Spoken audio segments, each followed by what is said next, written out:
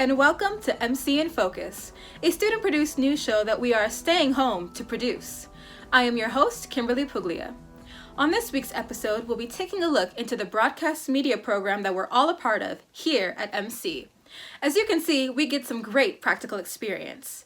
But first, here are today's top stories. A Maryland man has been charged with throwing a lit Molotov at a local church in Wheaton, Maryland. According to charging documents, 28-year-old Andrew Costas allegedly told his girlfriend that he labels himself as the Antichrist and that he had more plans to vandalize 13 other local places of worship. Costas also faces charges in a hate crime for scribbling swastikas on the walls of a synagogue this past month. He and Rebecca Mathias have been arrested and charged with second-degree arson. U.S. Park Police are investigating acts of vandalism at Glen Echo Park. Police suspect there are 2 people who are involved with breaking into the park after hours. Reports of structural damage include the park's historical carousel. Glen Echo Park recently completed a $1 million restoration project for the carousel. Now, the carousel requires more costly repairs due to damages from trespassers. Some of the damages include the hand-painted wallpaper and a broken window. The Glen Echo Park Aquarium was also vandalized. Broken bottles of whiskey and wine were discovered on the property. Police are processing the evidence and reviewing surveillance footage. Police are asking anyone with information to please call 202-610-7500.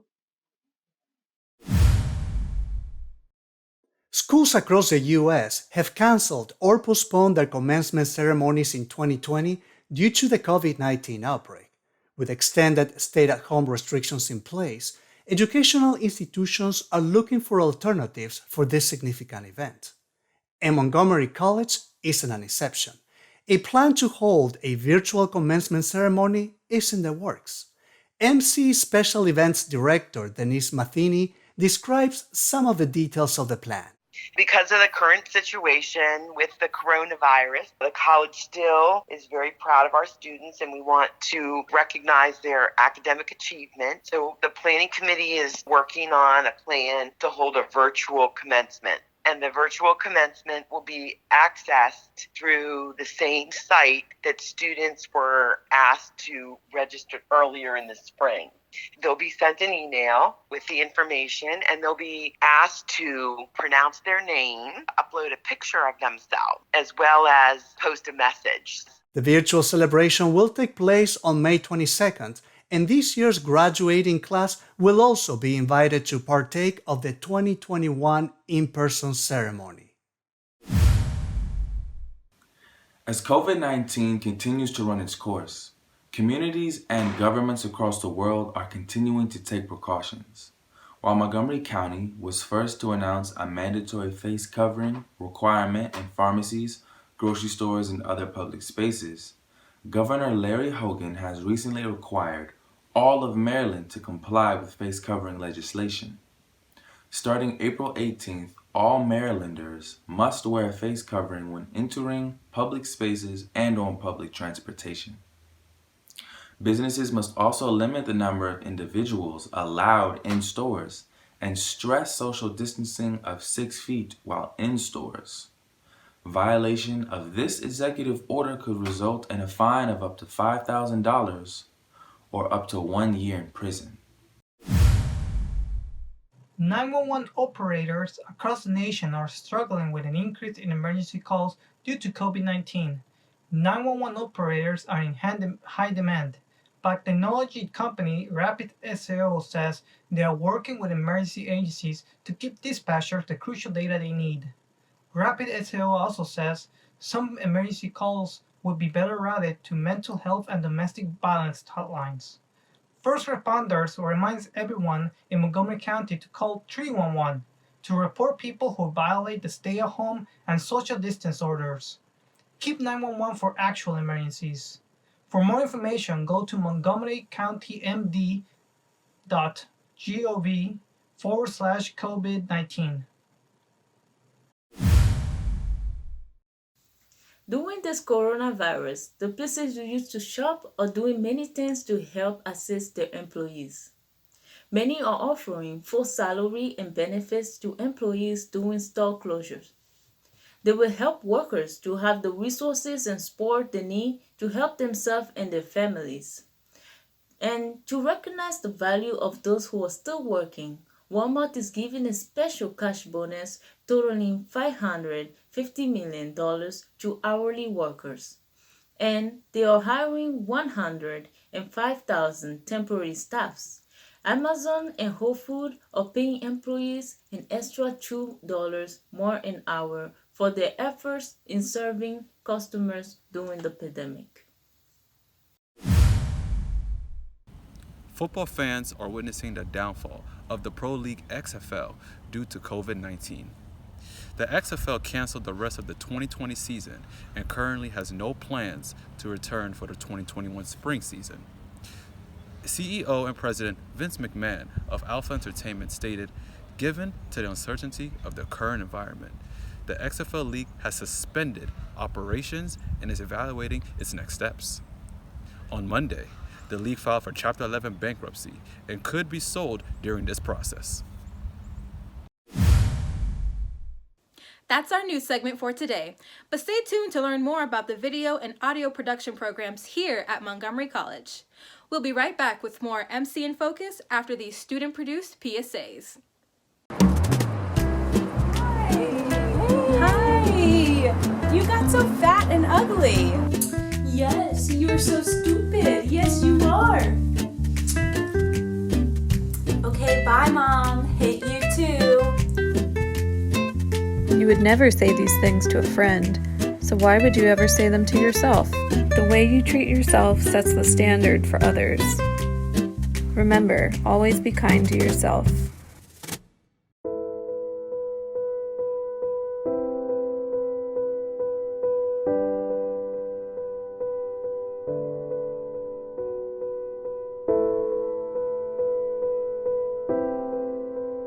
Seasonal depression is real. Don't forget to check on your friends. Reach out to them. Speak with them. A simple conversation can make all the difference.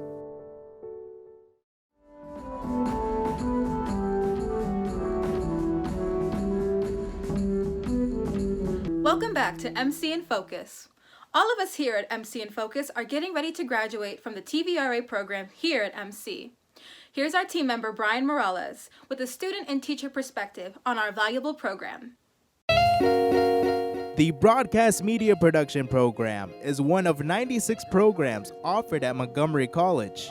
TVRA at MC has two main focuses: the television area of concentration and the radio area of concentration. Students are able to learn video and audio production skills, plus writing and content creation through hands-on, experience-based classes in studios, field production, and post-production. James McLean is a broadcast media production graduate and is now a producer-director at MCTV. He gladly tells us why he chose Montgomery College to study television. I checked TV schools around, like not just Maryland, but just period. And this school actually ranked within the top 10. And I thought, okay, that's back in Maryland too. That would be simple. James also highlights how the professors in the program have helped his future. So the best thing about the instructors here is that pretty much all of them are professionals in the field.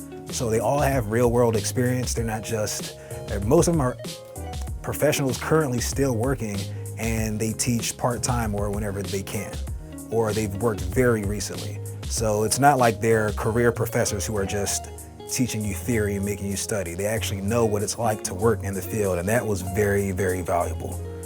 The professors in the TVRA program do a really good job preparing their students for the workforce after graduation. The assignments and projects assigned are real world, and students are encouraged to create the very best productions to use them as portfolio items to show future employers. James shares with us what his most memorable part was in the program. Probably shooting the different types of productions. So I was able to shoot news things, but we also shot commercial type videos. And I mean, it was nice being able to get a variety different type of productions under my belt to really kind of figure out what I'm good at and what I like. So if I had to pick one major thing that stood out, it'd either be hosting the ABJ shows or making the commercial videos that I made. I asked James to give us a piece of advice for future students that would consider joining the broadcast media production program at MC. We got some real good information here from the instructors, but there's also a lot of good resources here at the school. So take as much advantage of that as you can, because other schools that you go to, you're not going to get this much experience. So take advantage of it while you can. For more information, check out the MC catalog online or contact the radio or TV advisor. They are available by email. Hey everybody, welcome back. I am here with radio and new media professor and radio station coordinator at MC Tiffany Copeland. Thank you for being able to do a remote interview with me due to the circumstances, Professor Copeland. Thank you for inviting me, Brian. It's a pleasure to be here. Now, Professor Copeland, once a student starts the radio concentration in the TVRA program, what kind of fundamental skills do they learn first? Okay. Well, that's a really great question. Thanks so much for asking. The fundamental skills that they will learn first is essentially general skills in terms of the broadcasting industry. So they'll go through classes like Intro to Broadcasting, Intro to Electronic Media, Media Appreciation. They'll take introductory broadcast journalism classes. So they'll learn those skills that they need to know about in terms of understanding the history of broadcasting and also where broadcasting stands. Now, upon being able to learn all those skills and being able to write having a broadcast style of writing, what are the different kinds of projects that you assign students to be able to reinforce those skills and writing? So some of the projects that I assign are, for example, you would do interviews as you would do as a radio station host. You would have to do like radio shows, and these are the more advanced classes actually, where they do radio shows, and they would have to perform in a live way. Yeah, I'm sure, I know Brian, you are doing that right now and you're doing such a great job at it. But these are some of the things that other students would have an opportunity of getting a chance to be involved in as well. We also have news, even outside of the news classes, we do offer students an opportunity to have like a news reporter as experience as a news reporter. So we have them do that as well. In addition, they write not only commercials, but they also write pieces for podcasts, okay? So we do have students working on podcasts. They also work in audio documentary realm as well. Audio documentary is something that's really taken off in the public radio scene, but it's also good for students to know, even if they don't want to go into public radio, because that gives them an opportunity to do work outside of working in the industry itself. So like maybe if you want to do something on the side, you can do that as well. And so, so we also prepare students not only for the radio industry, but also the audio industry, because that has become really, really pretty huge. So not only will they develop websites, but they'll do podcasting through those websites. They'll do video series as well, even in the audio certificate and the audio associates, radio associates, they'll do that. And they just do a number of projects. It goes on and on and on, actually. But all of these projects are created for students to get real world hands-on experience. When it comes to assigning projects, doing assignments, or handing out assignments, do you let your students have creative freedom with their projects? As long as they learn the essentials, okay, which is important, like how to, for example, how to draft a commercial, how to write for the ear, how to start a commercial in an entertaining way so that it holds your audience.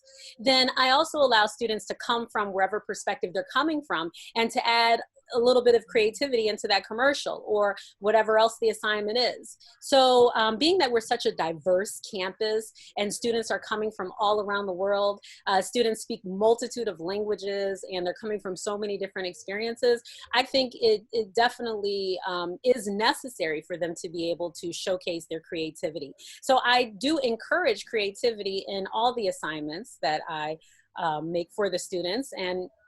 And I think that's when pieces really shine.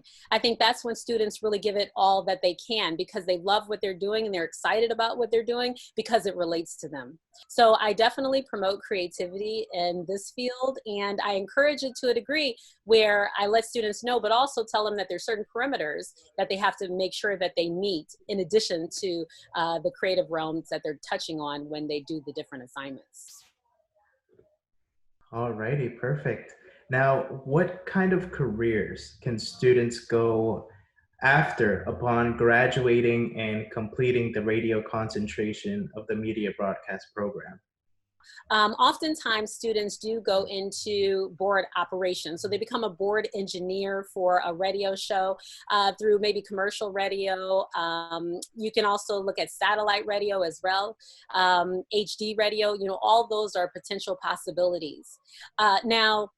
That's one area that you can get involved in. And typically that's the first area that students start when they come into the radio field. But another area actually is also, like I mentioned before, you can become a promotions assistant and you can learn how to work more so in the promotions realm if that's your interest.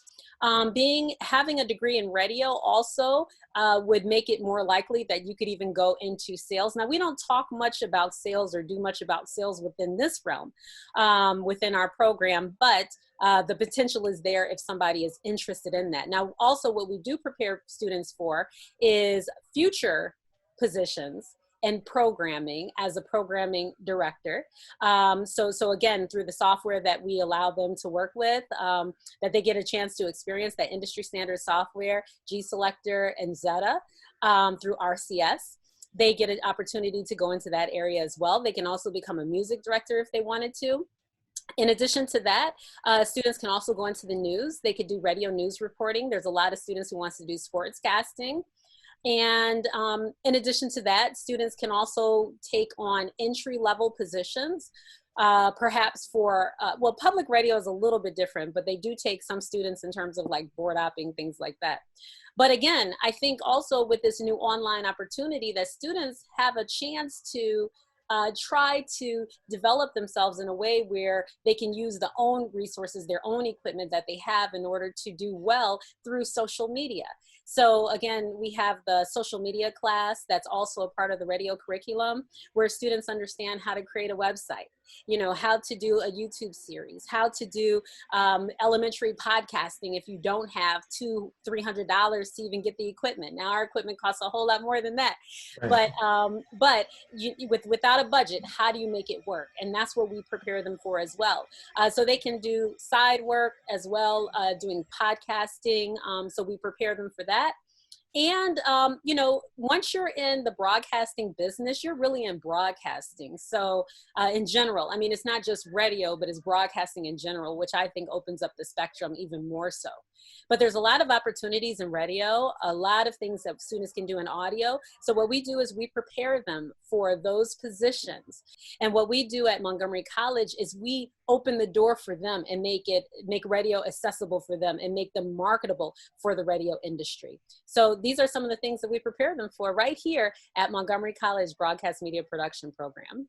That is great. Thank you so much, Professor Copeland, for being able to provide information about the radio aspect, and not just the radio aspect, even television and new media of the TVRA program to current and our future MC students.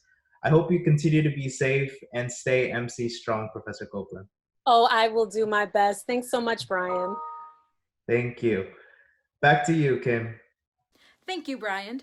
For more information about MC's TVRA program, please visit montgomerycollege.edu. That's all the time that we have for this week's episode. Thank you so much for tuning in to MC in Focus.